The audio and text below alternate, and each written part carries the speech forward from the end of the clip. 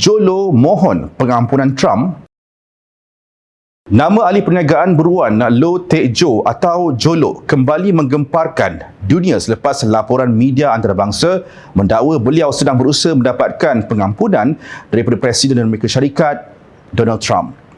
Perkembangan itu sekali lagi mengheret nama Malaysia ke pentas global menerusi bayang panjang skandal One Malaysia Development Berhad, 1MDB, yang pernah mencalar reputasi negara. Laporan media antarabangsa mendakwa Jolo kini sedang berusaha mendapatkan pengampunan daripada Presiden Amerika Syarikat Donald Trump bagi menggugurkan pertuduhan berkaitan skandal 1MDB di negara itu. Menurut laporan tersebut, individu yang dikaitkan sebagai dalang utama penyelewengan dana berbilion dolar itu didakwa cuba menggunakan isu pemulangan aset dan kerjasama kewangan sebagai sebahagian usaha membersihkan namanya di Amerika Syarikat.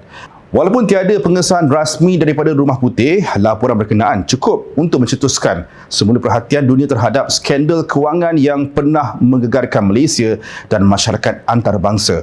Bagi rakyat Malaysia, nama Jolo bukan sekadar figura korporat kontroversi, malah turut menjadi simbol kepada episod hitam yang pernah menyebabkan negara menjadi tajuk utama media antarabangsa hampir setiap hari. Skandal 1MDB sebelum ini membuka pelbagai siasatan rentas negara melibatkan institusi kewangan antarabangsa termasuk di Amerika Syarikat, Switzerland dan Singapura. Pihak berkuasa Amerika Syarikat sebelum ini turut mendakwa berbilion dolar diseleweng daripada dana 1MDB sebelum ia digunakan untuk membeli hartanah mewah, karya seni, kapal layar ekonomiti serta membiayai gaya hidup elit di Hollywood termasuk penerbitan filem The Wolf of Wall Street. Dalam perkembangan sama, pengerusi pasukan petugas 1MDB, Datuk Seri Johari Abdul Ghani menegaskan Jolo tidak wajar diberikan pengampunan kerana rakyat Malaysia masih menuntut jawapan lengkap mengenai skandal tersebut. Beliau berkata Jolo sepatutnya tampil secara terbuka dan pulang ke Malaysia bagi menghadapi proses kehakiman serta menjawab segala persoalan berkaitan dana 1MDB di mahkamah.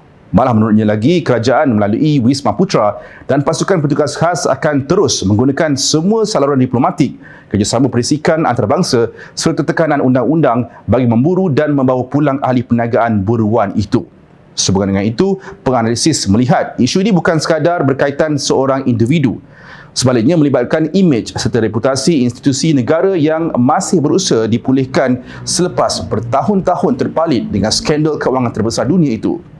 Perkembangan terbaru ini juga muncul ketika Donald Trump berada di Beijing bagi lawatan penting melibatkan isu perdagangan dan hubungan strategik Amerika Syarikat China, sekaligus menjadikan laporan berkaitan Jolo lebih mendapat perhatian antarabangsa.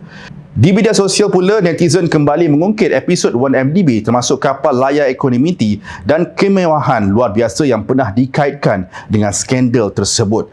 Walaupun kerajaan Malaysia kini memberi tumpuan kepada pembangunan ekonomi baru termasuk pelaburan teknologi, kecerdasan buatan dan ekonomi hijau.